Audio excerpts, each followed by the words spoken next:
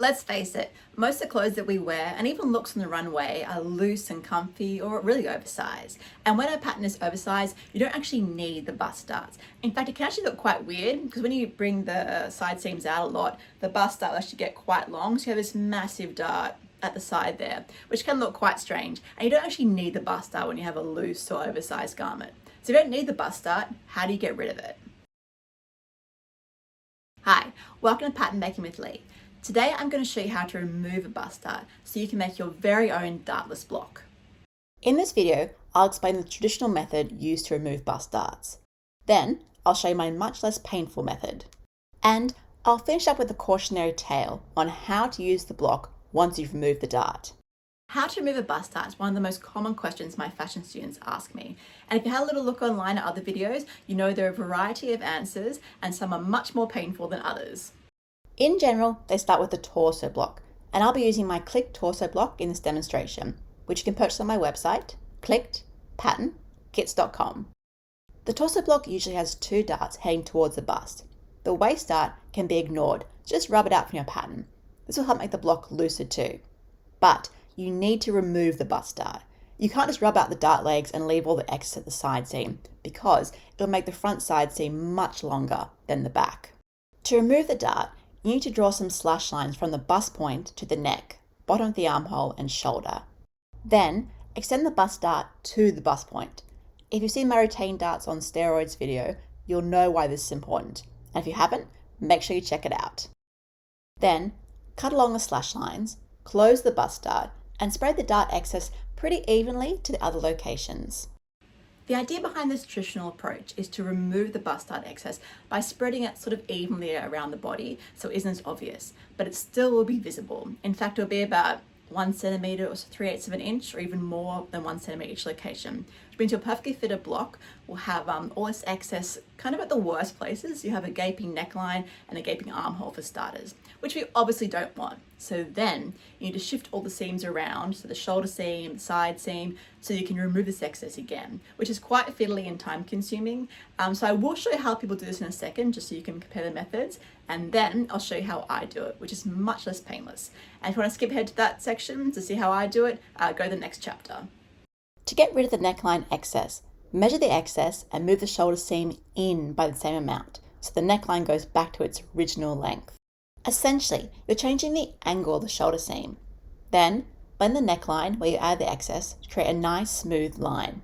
You'll also need to shorten the shoulder seam at the armhole by whatever excess you added to the shoulder seam, so the shoulder seam stays the same length. Oh, and make sure you measure the excess at the seam, not along the seam allowance. If your design has a sleeve, you may be able to ease this armhole excess into the sleeve. If you can't do this, so there's just too much excess or your design doesn't have sleeves, then you need to bring the side seam in by the same amount as the excess that you added to the armhole, but this creates another problem. Ideally, you want to keep the side seam pretty straight near the armhole, especially for commercial patterns. And if I bring the side seam in and keep the seam straight, I have to shave off some of the bust circumference here. This means the bust is now smaller, so you're actually squashing the bust, which you obviously don't want. To fix this, I've seen people recommend curving out around the bust to add some more room, but it looks a bit odd, right? I'm not saying it doesn't work, but it would require a lot of fitting to get right, and I would probably only do this for a private client with sort of customized specific measurements, not for a commercial pattern.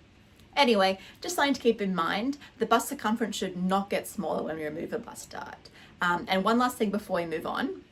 Usually a small part of the bust dart is left at the side seam, which is then eased into the back so the front stays longer, or the armholes drop by the same amount of ease that is added, so both side seams are the same length. You might have seen other ways of slashing and spraying the pattern to remove the bust dart, but all these methods have the same problem. They leave you with an excess that you need to get rid of. And I ran through that pretty quickly, so you might be thinking, oh, it's not too bad, but actually it's quite a lot of work. You've got to add the excess, blend the seams so you've got the same shape as the original, then change the seam length, and then true it with your surrounding seams. So it's actually quite a bit of work. Plus, you've actually made quite a lot of changes to the block, so you may want to trial it again and check the sleeve is sitting correctly because the armhole is quite different. Plus, all these seam fixes, they're kind of hacks. I mean, the excess isn't at the seams, but it's still in the body. You've really changed the shape quite a lot. Plus, it's a lot of work to be doing, so you haven't even to start designing it. So What do you do instead? You should start with my 1-dart fitted dress block, which you can get on my website. If you've watched any of my other videos, you'll know I love this block because it combines the traditional 2 darts on a torso block into one non-pointy dart. So it's the perfect base for fitted dresses where you want to keep darts to a minimum, and as a base for draping, but it's also the block I use when I want a dartless front because I can completely ignore the dart. Let me explain. Remember how the torso bust dart ends at the side seam, so you need to get rid of the excess? Well, the dart on my 1-dart fitted dress block has most of the dart excess happening within the pattern and only a tiny bit at the side seam, just a little bit less than 1.3 centimeters, so about half an inch. It's so small. And to get rid of this excess, you just need to move the hip line up so the notches match the back. So see how the bust, waist and hip lines are now matching at the side seam? And that's the excess taken care of. And of course, I now need to redraw the side seam, which brings me to my cautionary tale. I feel, based on my experience, if you're removing the darts from the front or even the back of a woven block, woven not fitted, the side seam shouldn't be sculpted. And by sculpted, I mean keeping the original side seam curves of the block. Sometimes I will bring it in from the armhole to the bust and then go out if you want something a bit more tapered and fitted around the bust area, but I would never keep the original side seam curves for a dartless block, because it just looks weird when you have all this excess in the body but try and keep it sculpted at the sides. And this is why I would only remove the bust dart when I'm making something looser or oversized, and I'll quickly show you how I would do that. First, I'll decide how much bigger I want the pattern to be at the bust and hip, and I'll add the extra width equally on the front and back. When you're adding this additional width, so making the bust and hip wider, you need to think about the shape you want your silhouette to have.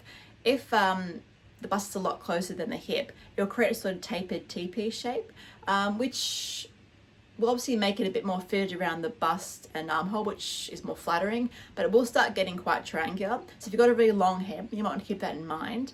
If you do something more boxy, so adding small bits of hip and more to the bust, it will create a much bigger area around the armhole, so it'll drop a bit more. So just think about what kind of look you want to. Do you want something more fitted around the bust and armhole, or do you want to keep sort of really boxy and oversized?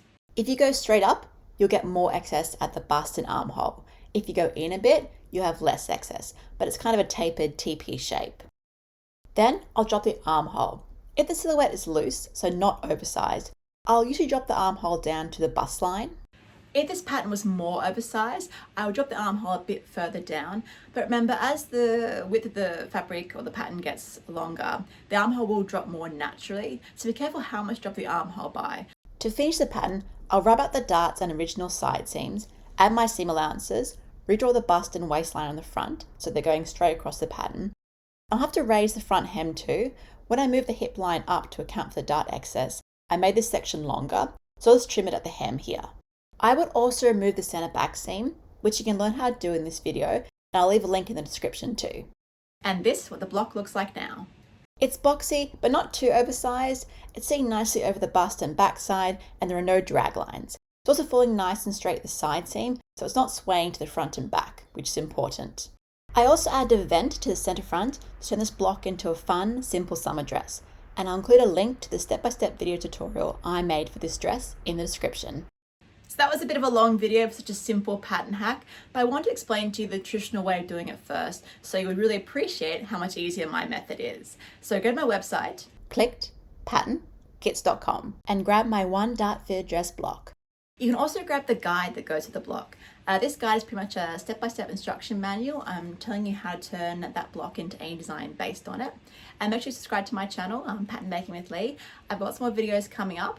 And if you want to learn more about how to, remove bust darts, I've done a whole video on how to rotate bust darts and turn the excess into beautiful design detailing like gathering and star lines, pleats and tucks. So check that out as well.